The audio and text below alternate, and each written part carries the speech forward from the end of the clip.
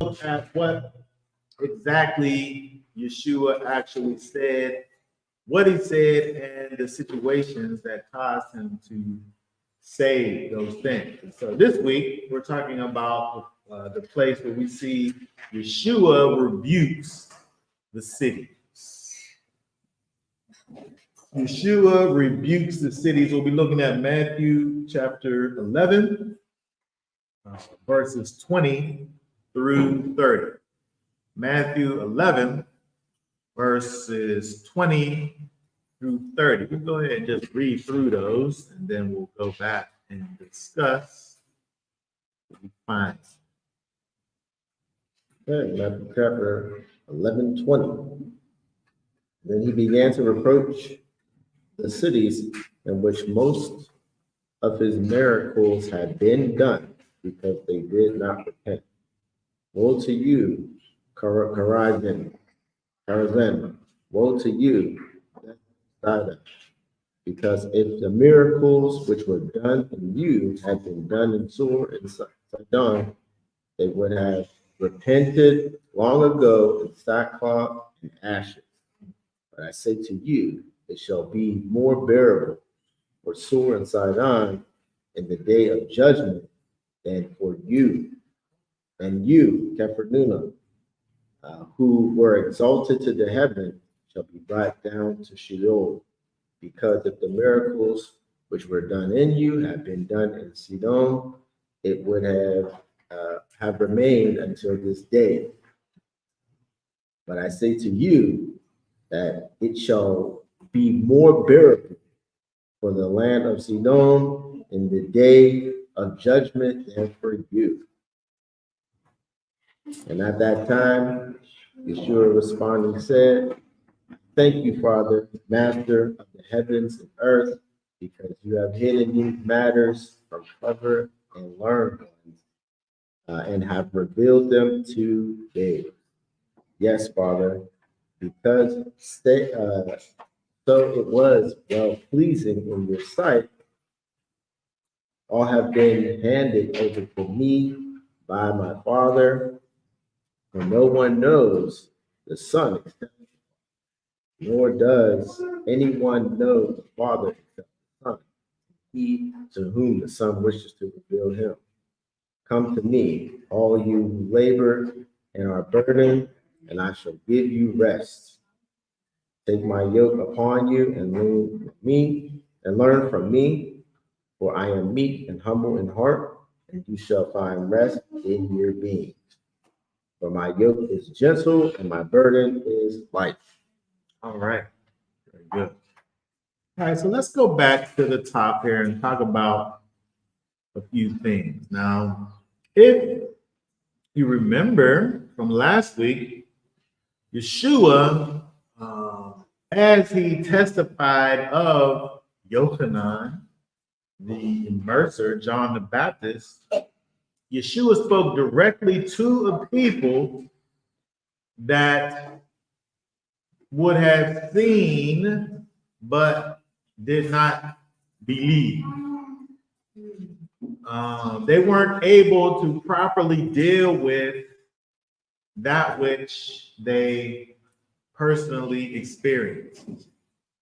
They saw a particular thing, they had a particular experience, and the response to the experience that they had wasn't the proper response. When you think about cause and effect, you know, the thing that happens is directly related to the cause. If I touch something hot, my hand, it moves back, right? And so there is a particular response that actually should have been connected to the experience that these people was having. He was talking about those people. John, he behaved in a particular way, and you treated him differently than how you should have actually. We know that because Yeshua, who acted in another way, they didn't deal with that experience right either, because he acted in another way and they didn't want that. Like the response that the people was having wasn't congruent with the actual things that was going on. And so when we look at Yeshua, the way he spoke to those people who he was talking about, he had he spoke badly about those people because they saw things in John. They, he really was a clear example of the spirit and power of Elijah. And these people the people who was coming out against what he was saying were supposed to be these learned people who knew the scripture, right? And so when we get down to verse 20, where it says, then he began, right after he was doing that thing that he was just doing, talking about those people and dealing with their response to John the Baptist, Yochanan the Immerser. He talked to those people about how they responded to what he did. Now he begins to reproach the cities who had a improper response to the thing that he was doing. Let's look at this word here. Reproach. Reproach. Put that word up there, reproach. People don't like this word. Reproach. Now, these people today in 2024, you can't be out here reproaching people. It don't work. You hurt people's feelings, people only want to hear nice things said about themselves. If you say something bad, people's feelings get hurt. Yeshua reproached, he defamed these people. He chided these people. He taunted. That's interesting that these words are here, chiding and taunting. Like he was talking real grimy to these people. If he's chiding and taunting. You didn't know any better. You didn't know that the thing that you was doing didn't make any sense, and you sat there and did it anyway. Like he's chiding them. Like, what's wrong with you? Like, he didn't try to be politically correct. When he didn't say, I'm sure that there was another way that you could have done. Can we talk about the ways that you potentially could have done that differently? He chided them. He reviled them. He upbraided them. Here, let's pull up the dictionary over there. Let's look at the 1828 and see what upbraiding. We don't really talk like this anymore. Upbraid. What's that word mean? Upbraid. To charge with something wrong or disgraceful. Reproach, to cast the teeth. The cat was he from Nigeria or the islands or something? Was he? What's that mean? To cast in the teeth. What's that mean? Was he sucking his teeth at these? I can't even do it right. What was he doing? What's that mean? To cast in the teeth. Reproach, chide, right? And so he didn't speak. Oh, look at this.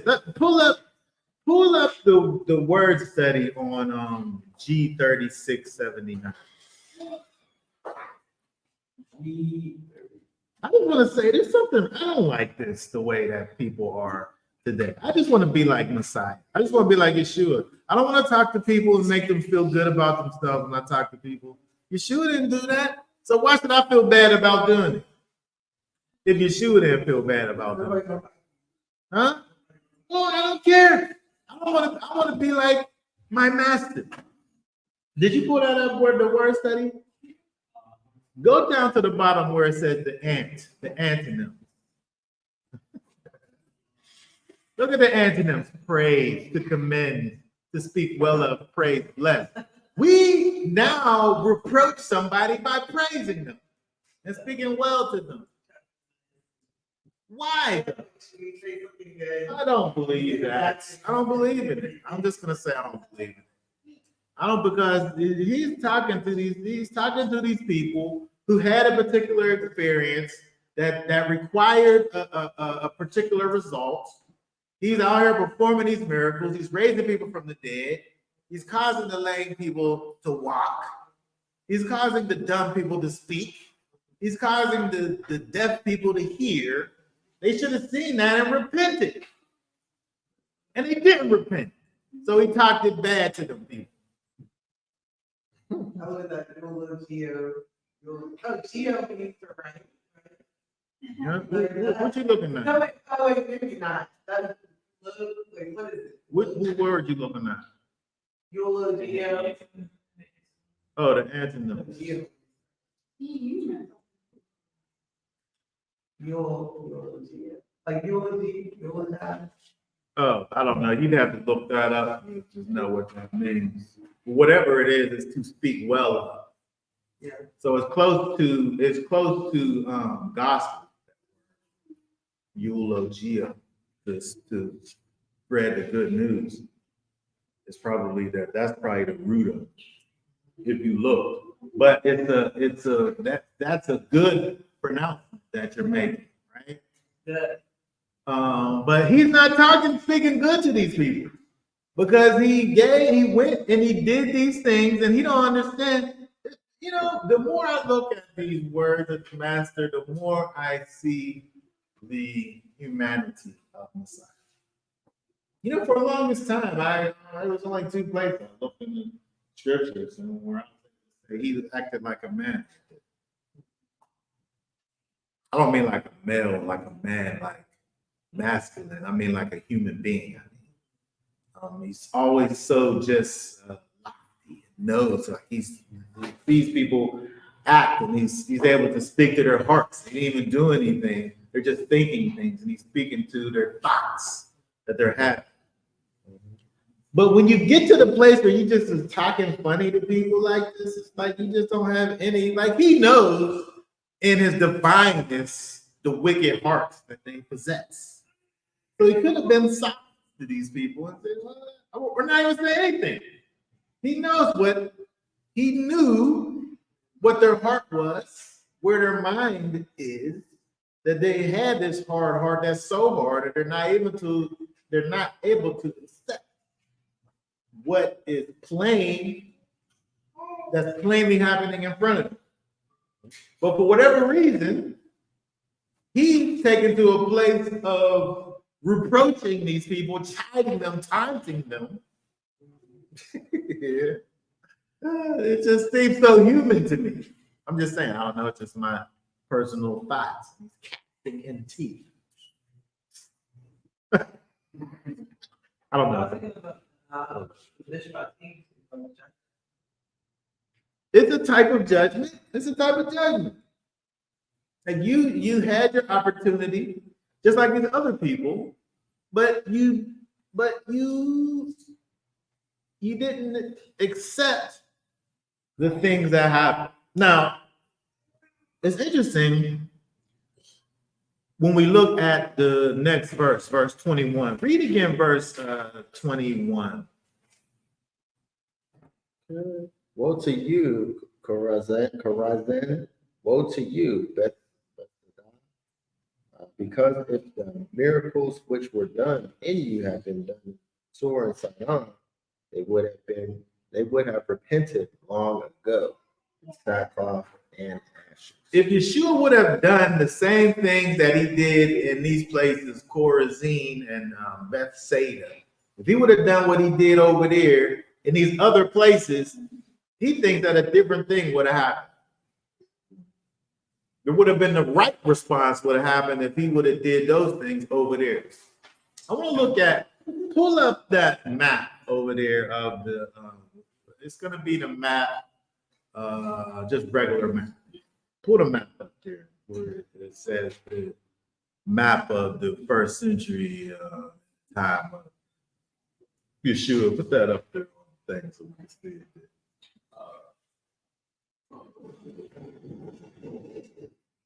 It's interesting when you look at where these places are, because he mentions also in verse 23 Capernaum. Capernaum, we know, was a place where Yeshua did a lot of things. All these places here, he did a lot of things. He frequented. Put that up there by itself so we can see it bigger. That one, not that. Yeah, that. Yeah, that. Okay, so if you notice, if you can see where the Sea of Galilee is, we're all talking about, all of these places are in Galilee. All these places are in Galilee. The Sea of Galilee, if you're looking at it, is to the right of Galilee. And on one side is Chorazin, and the other side is Bethsaida. Right, they kind of border the sea there, right? And so we see various places when Yeshua is going, he's going back and forth across the sea. He talks on one side of the sea, he goes to the other side. They're doing things over there, and then he goes back to the other side. He goes over to Capernaum, which is right next to the other place. He's going to all of these places. But all these places are really in Galilee. If we look, I don't know what color that is, but we notice that on top is Galilee, in the middle Samaria, and the bottom is Judea. Galilee, it has Chorazin there. It has Capernaum, Magdala, all of those places. Bethsaida really is not in Galilee, but again, it's close to it, and it's right across the river. So he's saying these woes to these people, and he's speaking to these people in such a way, and you wonder, why is he talking to these people like this? Why are they so unresponsive to the things that's going on? Why does he say, if he would have said did these same things to these people in Sur and Sidon, why would they have been more responsive than these people over in Chorazin and Bethsaida? And so, but if we look and we think about, for instance, this Bethsaida place, right? We find out that this place was a place where the brother or you know what? Put that other map up there. Put that other map. This place was a place where the brother of Herod lived, and so he's kind of like the royalty, basically. I don't know if we can. Yeah, see, Tetrarchy of Philip.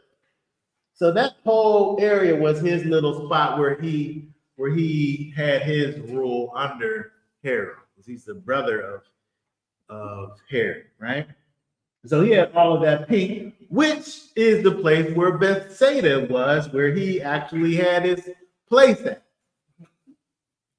Galilee as a whole, we can know of as Galilee of the Gentiles.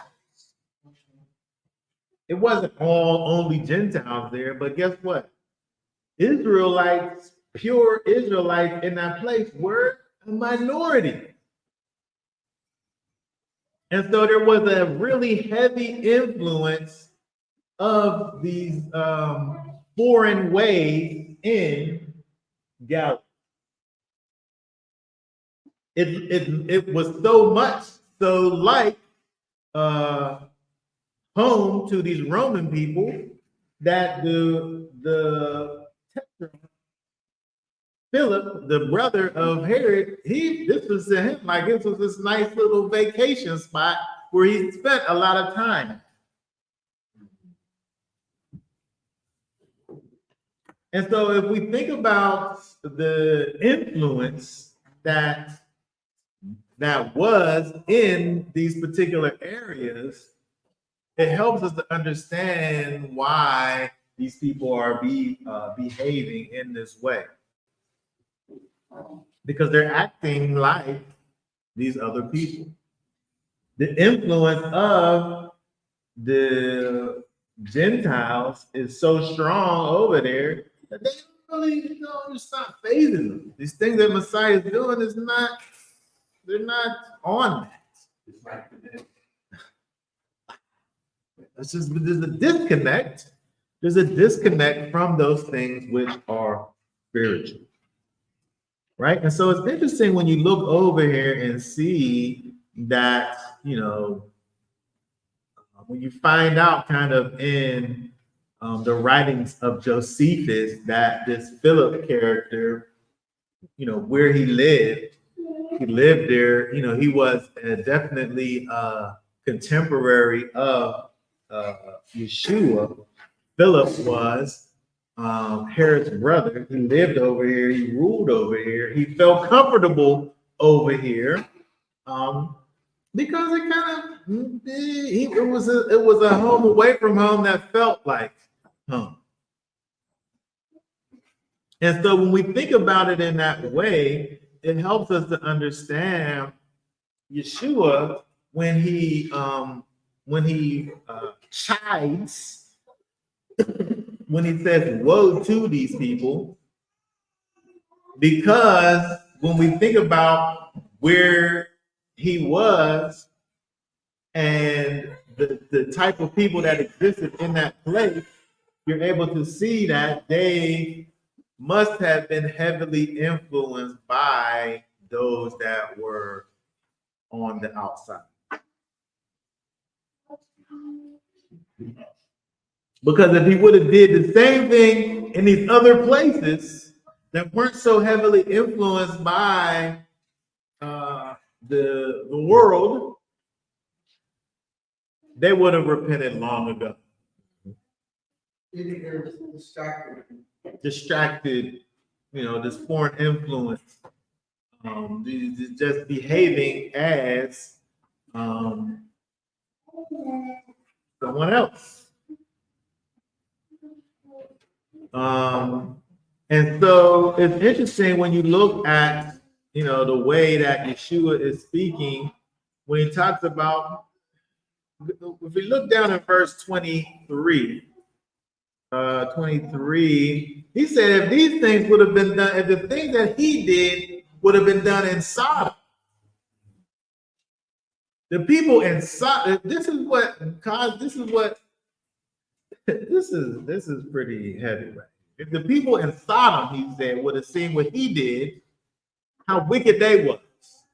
If the people in Sodom would have seen what he did, Sodom would have remained until this day. So we can't just think that this Chorazin and this Bethsaida was just some regular place.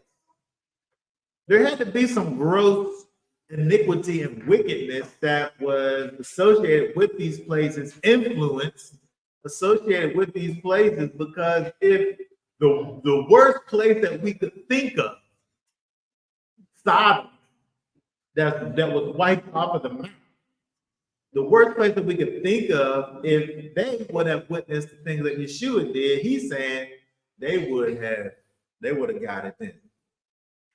And they had angels walking around talking about stop doing all of this, and then they wanted to do whatever they wanted to do. You know what I mean? It's interesting when you look at let's read again verse 24. But I say to you that it shall be more bearable for the land of Sodom in the day of judgment than for you. When you think about this verse over here, for me anyway, when I see that verse, it really makes me think about, first of all, you have to think about what it was that happened in. You talk about fire raining down from the heaven. Does he just mean that it's going to be worse, in fact, in regards to you're gonna like the way in which you're going to die, or like the quality. I don't know if you speak about death and the quality of that, the intensity, maybe the intensity.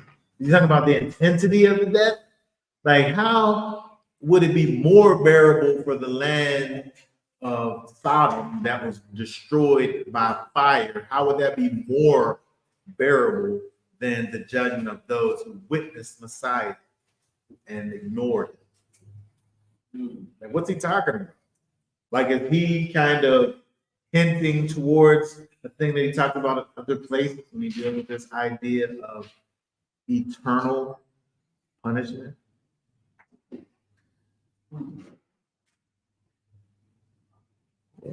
I don't know. I'm just trying to understand why he will be talking about this idea of more bearable for them than the people who here are denying what they're seeing with their eyes, and what they're seeing with their eyes is the power of Messiah.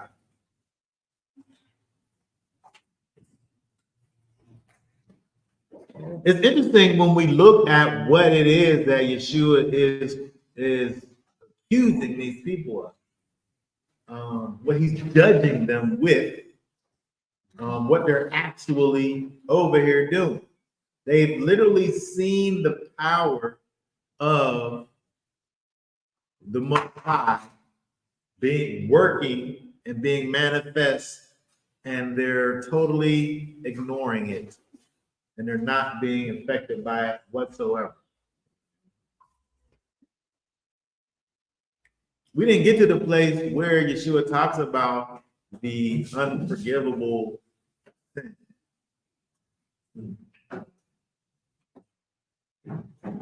But when he talks about that, he talks about the fact that when you see these things that he is doing, you're seeing the power, you're seeing power from on high. And so really there's no difference between what Yeshua speaks about later in regards to this unforgivable sin, these people that are witnessing the power of the Most High and totally not being affected by it. There's no difference between them and these people over here, because they're looking and seeing the power of the Most High. This thing that Nicodemus saw, and he said when he saw it, that you must be from Elohim, because that's the only way that you should be able to do any of these things. He's able to figure these things out. These people, because of the fact, I would say, of their close connection to wickedness and their ability to be overly influenced by these outside influences, cause putting blinders on their eyes, cause them not to be able to see what's right in front of them. When we look at this over here, this is a very it's a very serious offense, which I think explains why Yeshua even begins in this way, why he's talking to these people in these cities in this way, because of the just sheer rebellion that's associated with it.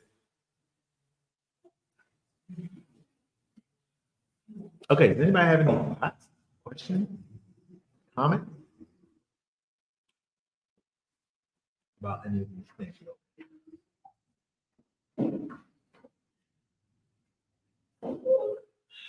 Let's talk more about this idea of this greater judgment that is to come. The judgment that's greater than what happened in Sodom. Yeshua talks about this judgment that's going to happen to these people who denied his power. They basically are denying something that literally happens. You would think that that's something is something that's undeniable, right? If I see you walk across in front of me, I can't say, well, no, you didn't walk in front of me. It's a thing that should be undeniable. The fact that I'm sitting here right now is undeniable, indisputable, especially from all of you right here. You can see me, you can hear me. If I wanted to take the time, I could get up and touch every single one of them. I'm right here. Right? So there's things that are undeniable. And so this is the way Yeshua is thinking about the fact that he's over here doing these things that are really undeniable. They're indisputable. You know that guy, he was dead. And now he isn't. Because Yeshua said something to him, and then he was alive again. Like the things that he's doing is indisputable. Yeah. And so, that being said, he puts this weight on the things that he's doing and the response that people are having to the things that he's doing, and saying, you people that aren't able to accept these things that are undisputable, undeniable, there's a greater judgment that's waiting for you.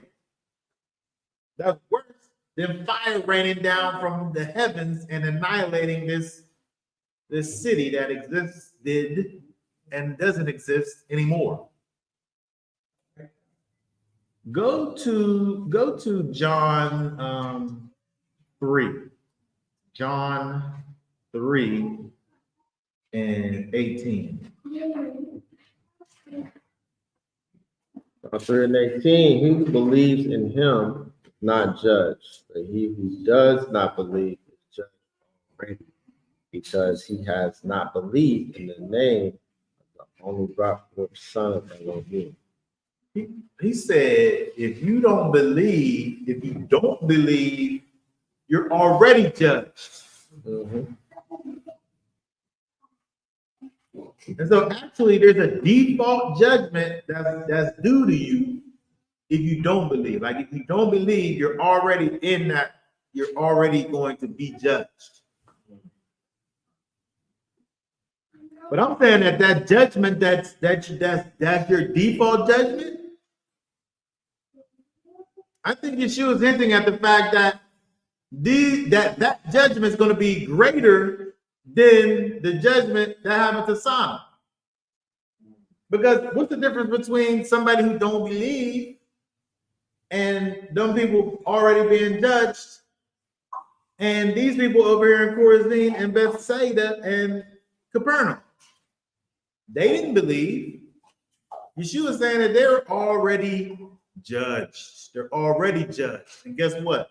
Their judgment is worse, is a greater judgment than the judgment that happened in Sodom.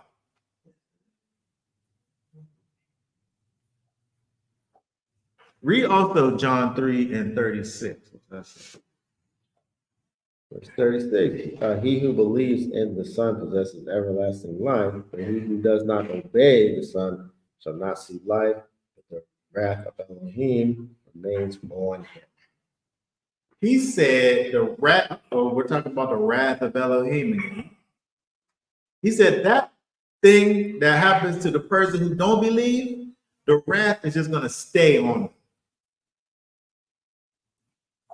It remains. Look at that word up there.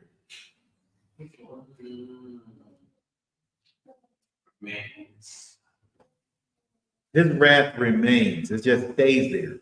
It don't go anywhere.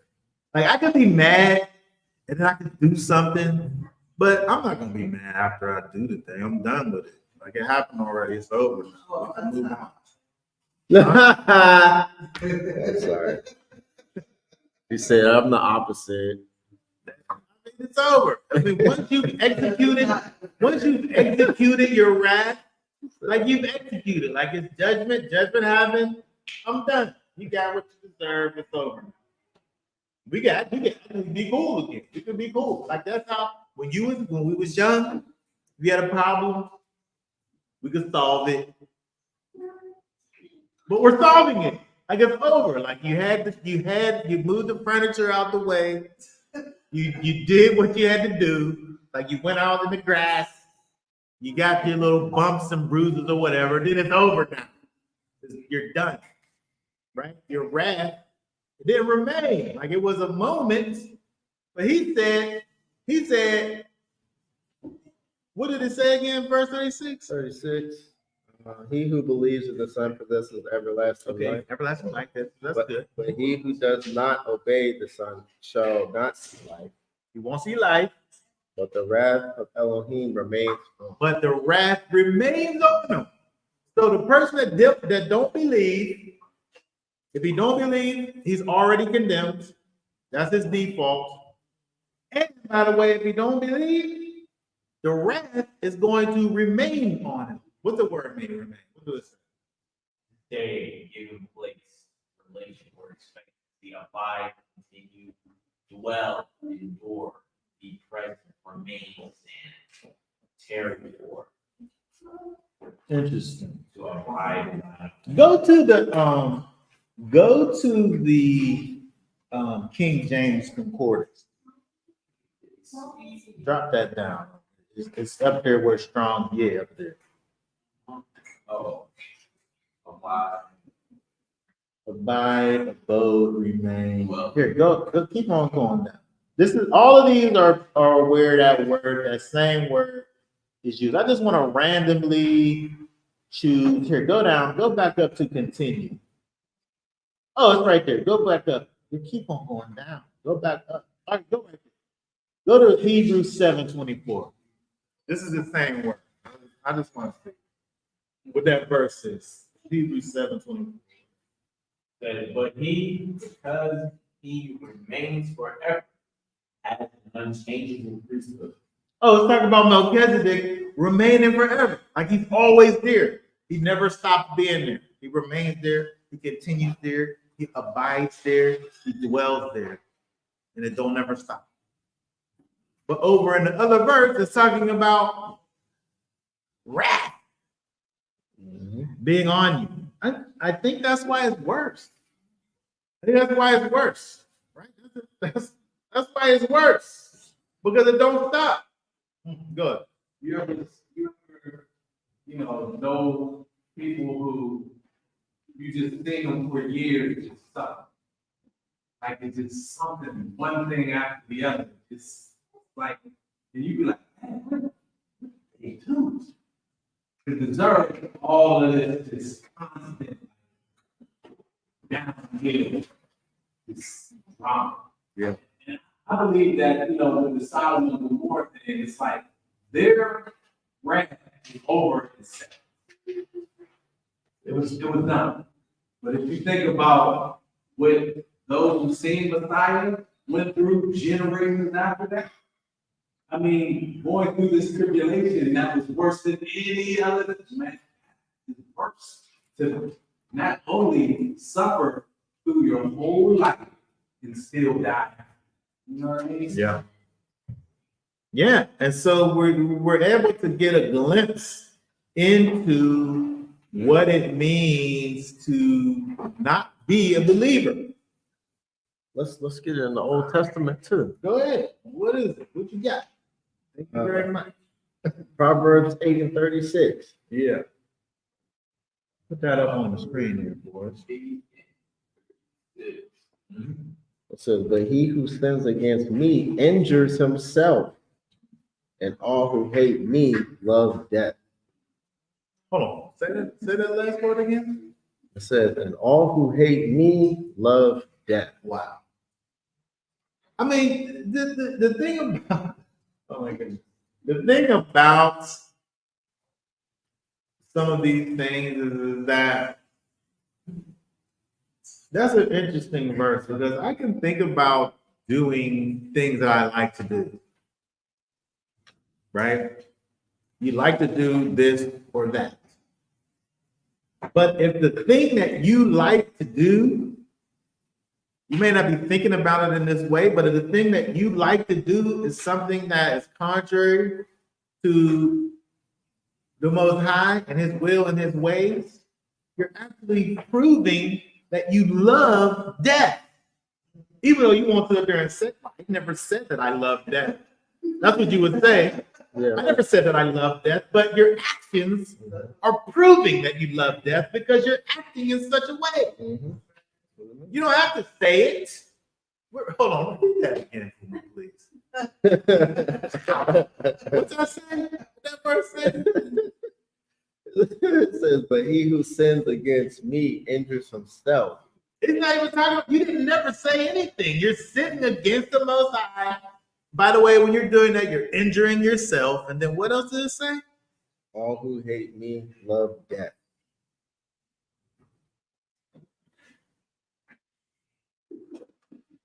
Dramatic pause. We had subtitles in the parentheses. Dramatic pause.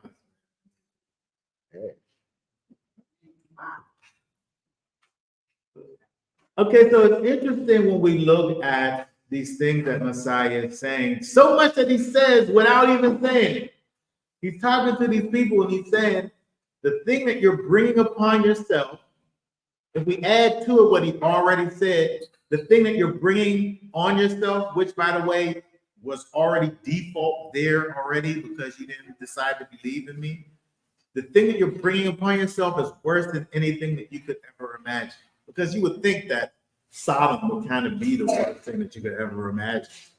But this thing, this judgment, this greater judgment that's coming is in fact coming on you because you're not able to accept these things that are happening right in front of your face.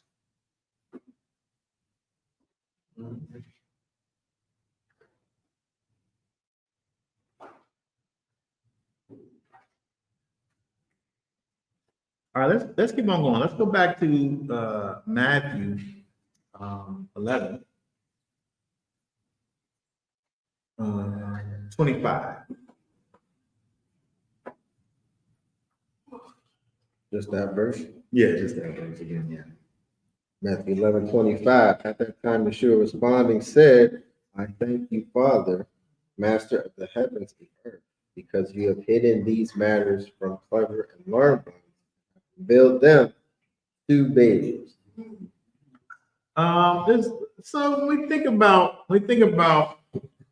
again how we even get to this point.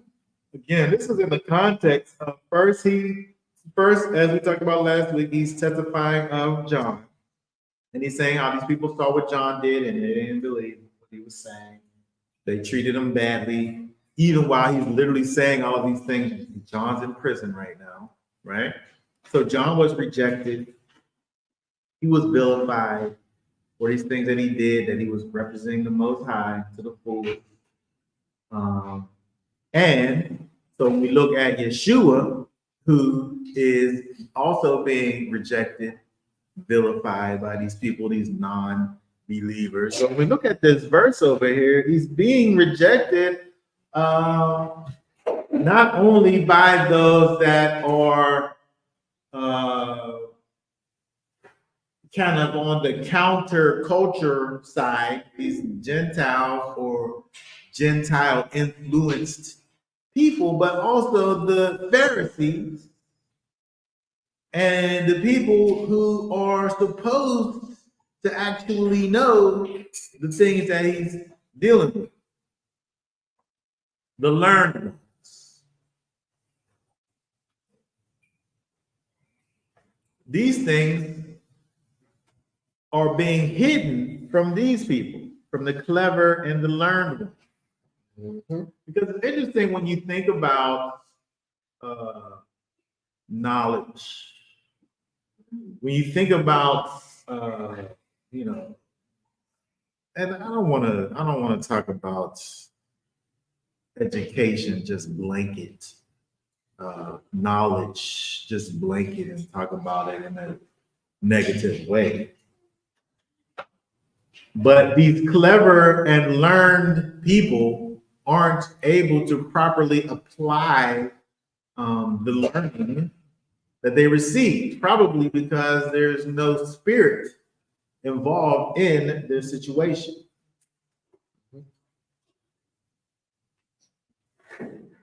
But those same things are able to be revealed to babes. He's not necessarily talking about little people, young people, right? He's talking about just people who don't have the same level of knowledge as these other people. They aren't, their knowledge isn't blocking their heart. You know, sometimes you can think your way out of something, right? Something, you know, you go through this on various levels. It can happen from a physical standpoint, it most certainly can happen from a spiritual standpoint. You know, sometimes, you know, we at work, you know, as an electrician, we do more than just mess around with wires and things. We have to problem solve. And sometimes, you know, you're standing around thinking about how you're going to get this thing from point A to point B. And you sit there and you think, and you're looking at this thing and you're thinking about all of the different ways that you can do it. And then somebody else comes along who hasn't been looking at this thing as long as you have. They just kind of look up real quick. Why don't you just do this, this, and that? Oh, yeah, I didn't even think about that. Because you're overthinking it. Mm-hmm. You're not even just, you're overthinking about a thing. And from a spiritual perspective, this is obviously happening. They had a particular thought about how the Messiah was going to present himself. And because the Messiah didn't present himself in that way that they thought that he should, that can't be him. There's no way that's him because he's supposed to be doing this, this, and that. But the person who didn't have all of those things in their mind, which was able to just literally look at Messiah and see what he was doing, and didn't have that the preconceived notion blinding them, they was able to understand it perfectly. And that's what he says over here in these verses. So you see when Yeshua is going and dealing with the sinners and the publicans, these people who, from a religious standpoint, is the worst kind of people that they could be. The most important thing they was able to understand that they was in fact the worst kind of people that they could have been, and they was finding out firsthand how they were able to have that situation rectified. And so it's interesting that we look at this verse over here where Yeshua, after he talks about these people in these places, you know, he's still thankful in spite of all of that, because, you know, the things that he's doing is not in vain, and the people who really are sick and dying are in fact being helped.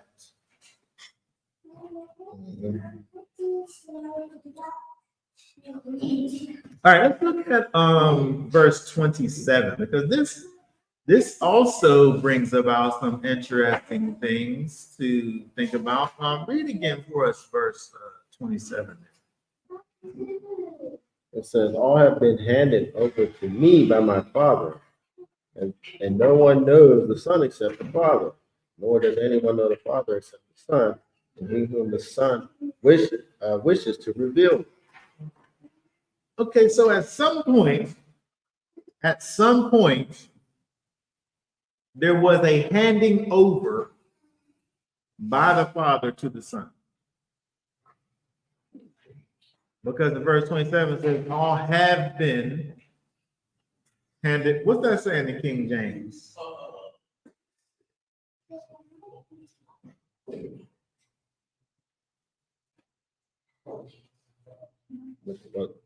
Delivered. All things are delivered unto me. Oh, all things are delivered. Yeah. You read? Yeah. So it's kind of like it's hard to tell what the sequence, what the time is. See, the scriptures say have been, which is like past tense, right? So it happened already. The King James says "are," which I guess it could be present, really, something that is happening. I think Yeah. either way, it doesn't matter. The thing is the fact that at some point, whether it happened already or it is happening as he's saying it, at some point there is a handing over by the Father to the Son, which is kind of this universal kind of truth that Yeshua is speaking over here that he wants for us to understand. And that no one knows the Son except the Father.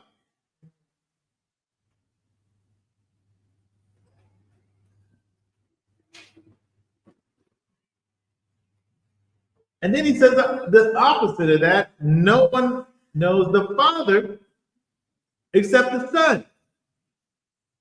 And so no one is able to understand who the Son is or who the Father is except for the Son and the Father. And those whom the Son wishes to reveal. And so nobody could know the Father or nobody could know the Son except for those that the Son wishes to reveal. And so the Son, Yeshua, is kind of he's the gatekeeper here. You can't get to the Father without going through the Son. You can't know the Father unless the Son reveals the Father to you.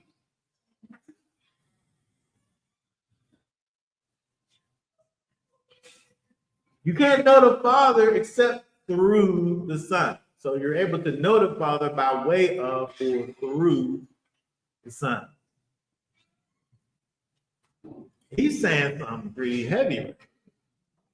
But at the same time, when you think about it in the full context of all of this, it's almost like I'm showing you the Father all of this time. I'm showing him to you.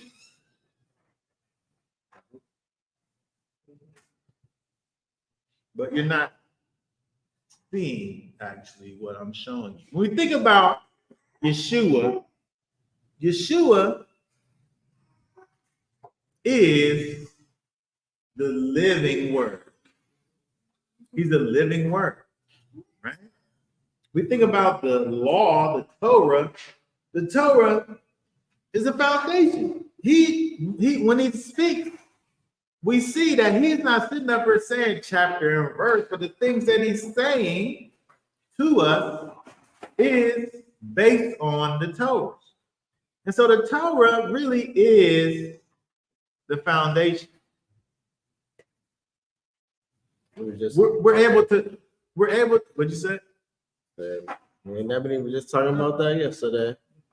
I was like, the point of the Bible is if you learn it, learn all the examples and the laws and everything, and you live when you live your life by it, you don't have to quote. I don't have to tell you 2 Corinthians, whatever. I live it already. My speech, you can tell who knows the scripture, who knows the word, because the way they act, it becomes them. Like he told Ezekiel to eat that roll, it becomes you. Yeah. So you're reflecting what the book says. Right. And so when we think about the Torah as a foundation, go over to Webster's 1828. Type in there foundation. Because I'm just going to say that Torah is the foundation.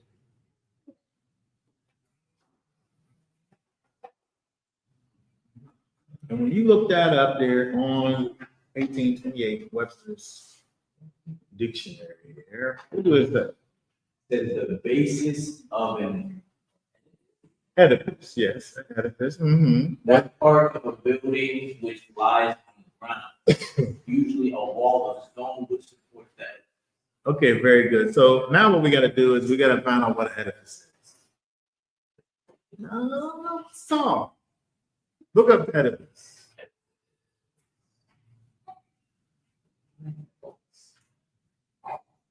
Not necessarily tall. A building, a structure, but appropriately a large or splendid. It's a peculiar, special type, splendid building. It's not just a regular building, right? It's an edifice. It's a special building, right? And so of the foundation, if we're saying that a foundation though, if all you have is the foundation, you don't got a building, you just have a foundation. Right? When we was on vacation over there in the Dominican Republic, we saw some foundation building, but it wasn't done yet. It wasn't finished. They started the thing. They had the foundation for the thing, but they didn't finish it. Nobody living there, nobody working there, nobody doing anything. The thing that they started to do was never completed. And so it really wasn't built for anything. And so I'm talking about the Torah as a foundation. If all we got is the foundation and we don't have no building on top of that, what we supposed to do? The thing ain't done. And so the foundation, the Torah, is made alive by Yeshua. He's the living Torah. He goes around, he's making judgments, he's looking at a thing. Don't do this, do this. Right? He's living it, he's manifesting it. The Torah. He's making this thing that is kind of this kind of rigid, pointy thing with right angles. He's making it be alive. In Galatians, it talks about the Torah is the law is a schoolmaster to Yeshua. And so the foundation is something to stand on, but it's not the end of it. And so when we think about that in regards to what Yeshua is talking about in terms of you being able to know the Father only through the Son, if you only have the foundation, which sounds like you got the foundation, I got all I need. Nah. You need the rest of the building to be built. That's all you need. Well, because it was never meant to change you. The Torah was. It was never meant to change you. It gives you a way to live. But through what Yeshua has done, through the Ruach HaKodesh, now it gives you the ability to actually walk this thing out. And so when he says that no one has known the Father except the Son, and he to whom the Son wishes to reveal, the Father is revealed through the thing that Yeshua has done in imparting the Ruach HaKodesh.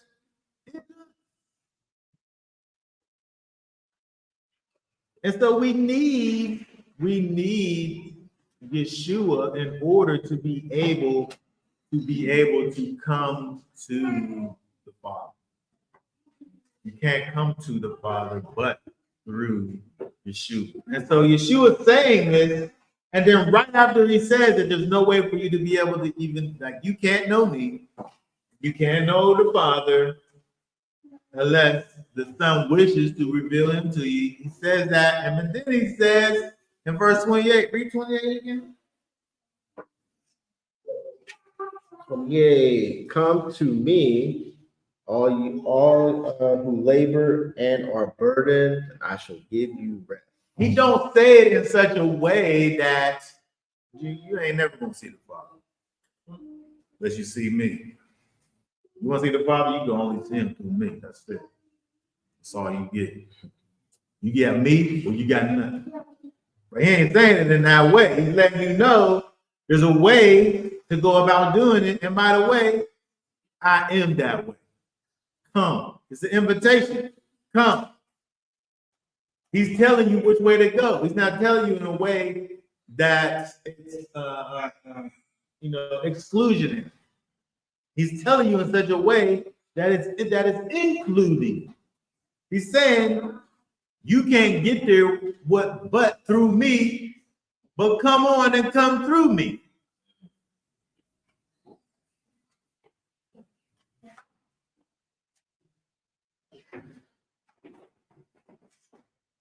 And so again, when we look over as he finishes this little section over here in terms of this idea of taking on my yoke, let's look at that real quick. Yoke.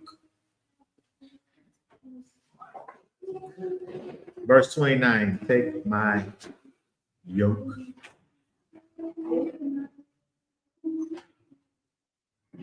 The word. The word there, yeah. What's it in? Is it yoke? Yeah. Rebukes. From the root you join, affected by a yoke, coupling. It's literally a coupling. It's literally a way to put two things together, a coupling. Right? We use couplings all the time. And I wonder is there a coupling on that pipe? You probably can't see it because it's probably a full stick right there. The way that you put two things together is from a coupling. Right? That's exactly what he's trying to do. He's trying to connect us back to the Father.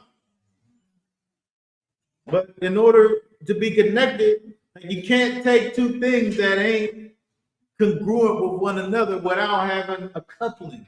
You can think about it like an extension cord. The ends, you can't just take one cord and just make it be part of the other cord unless they're able to be coupled with each other.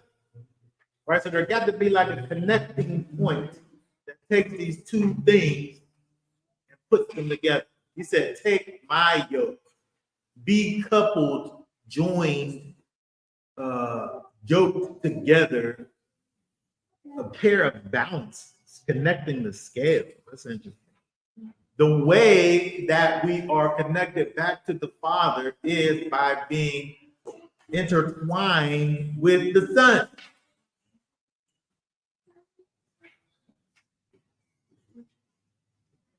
And not only that, not only do you have that interconnectedness and learn from me.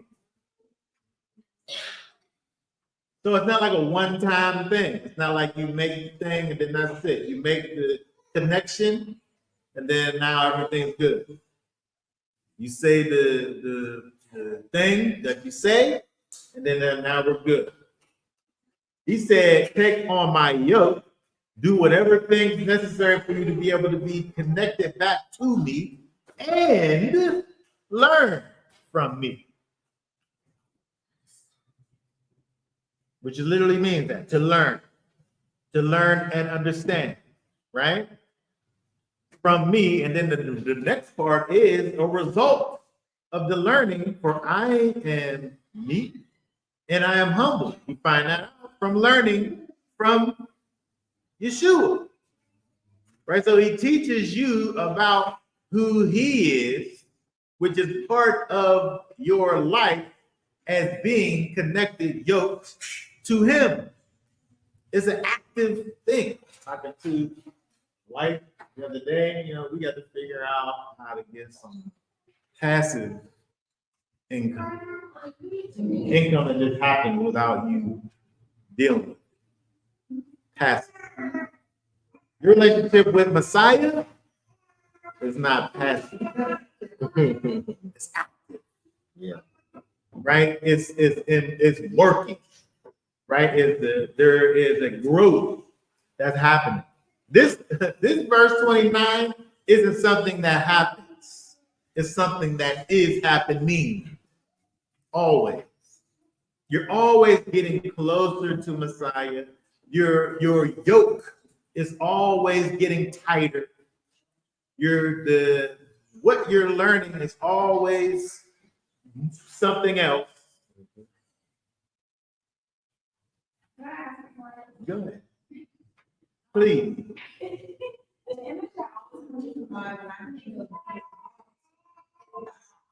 Right?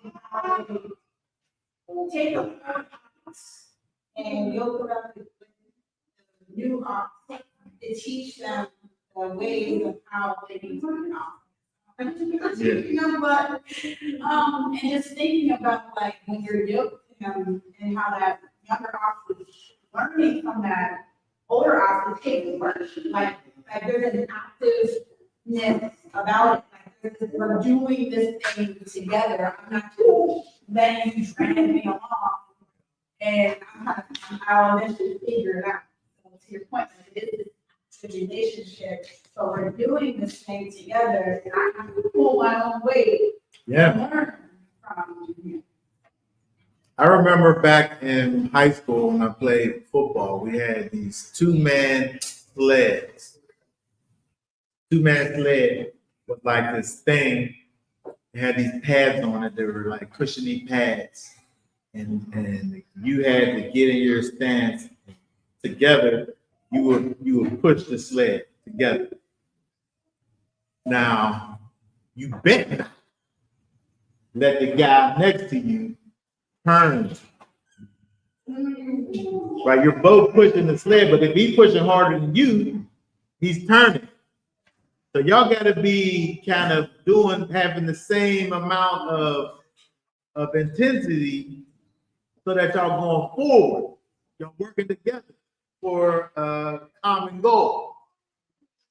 And so the same thing is true. If you only allowing for one side of the yoking to work, then I guess you're moving in circles. You're not moving anywhere. Maybe you're allowing for the master to rule your situation, but he didn't.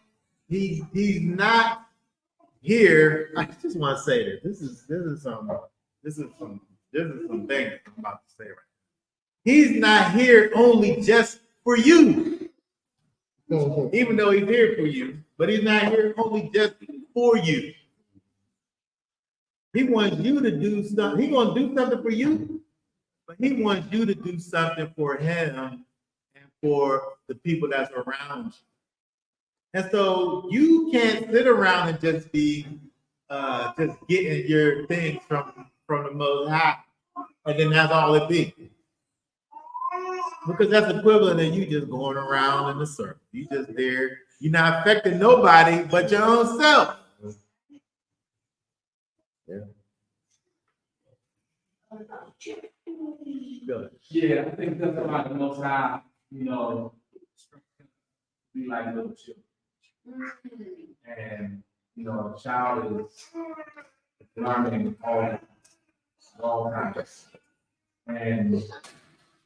But to what you said, we're not only, No. that only child is so selfish, It's so- about, like me. No, we have many brothers and sisters. Yes. That we need to look out. Yes. Yes.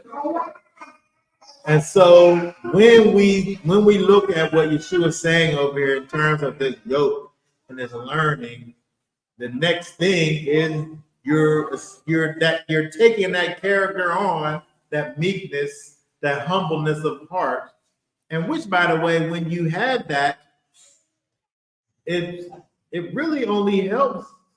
You can only see that, I think, when you deal outside of yourself. A meekness. How are you meek and humbleness in heart if you're not dealing with someone else? Like you can't know it. You can feel meek and humble to yourself until you deal with somebody else, and then dealing with them, pride comes out. You find out that meek and humbleness really wasn't that. That's just you sitting around talking about how meek and humble you are, which is pride. Right? But when we truly manifest the character of Messiah that he's imparting to us, we find rest in our soul, in our being. Mhm.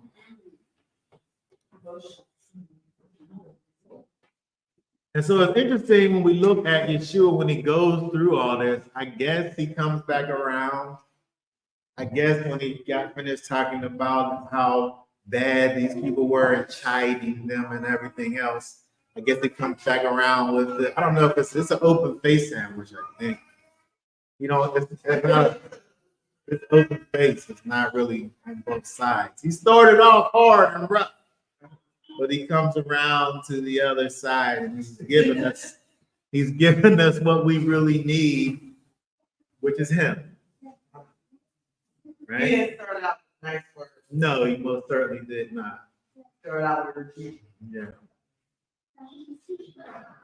All right. So that being said, we want to kind of bring this all to a head here when we think about Yeshua, where he kind of emphasizes the necessity, like he's building as things is going on. He's building the case for, you know, the place that he's going. We know now the place that he's going, you know, he's going to die for the sin, right? To be the redemption of the people, right? But he's building these things up as we go. We're able to see that we need Messiah. We need Yeshua. There's no other way around it. When you got these people and they want to look at being this people and they don't have Messiah at the center, that's not what this is. Because all you got is, you know, something to stand on. But it's really like a non-specific something to stand on, because it's something that's void of the life that is Yeshua.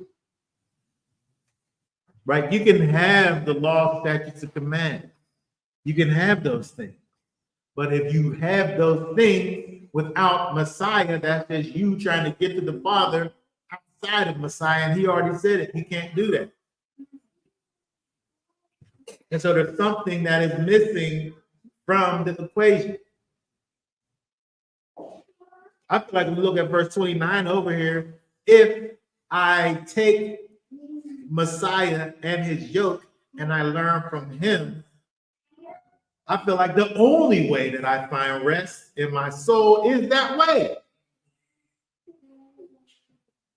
He's not saying that, but he is saying that if I take his yoke and I learn from him, that I'll find rest in my soul. But I don't know how I'm able to find rest in my soul if I don't do that. Because I can't get to the Father. Because I got to go through him. So what can I learn? What do I learn from this? If I want rest in my soul, I must need Messiah. I must need to be yoked to him, and I must learn from him. So we have to understand that this is not only something that we need in our own lives, but it's something that we have to propagate in this world so that we're able to keep this whole thing going. It is our desire for others to have rest in theirs. Which, that should be your desire. Should be the desire of each and every one. All right, so does anybody have any last thoughts, questions, or comments?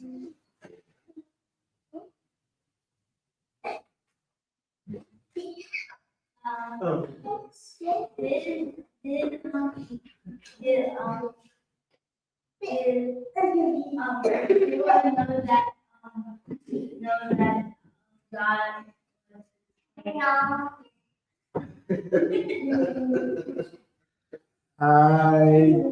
think you should have known. You probably knew. I'm gonna say don't really talk about that. Talk about the fact that the parents knew of one another. They wanted to see about each other, at that particular time. I would think that if they kept in touch, they probably knew that they was cousins. But it don't really say. You could assume. Yeah. And maybe it's each other sometimes. John was out. I know you could mess around, man. I guess you could mess around and He's in the wilderness. be in connection with your family and not know it. You know, it's possible.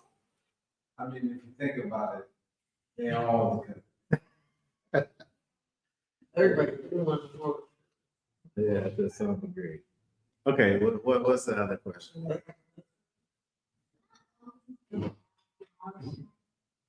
At this time, Who? yeah. How old? I don't know. We don't even know how old he really was. It's assumed that he was a particular age, and it's assumed that the time that he did everything from the time that he started was a particular year. And so it's just a guess to say that he was in his early 30s, but nobody really knows. All right, very good. Okay, question. Okay, yes, very good. Thank you very much. Very good. Good question. All right, so that being said, we're going to be done for now. Y'all will be back on next Shabbat to continue with our look at the words of the Master. Until then, Shabbat Shalom.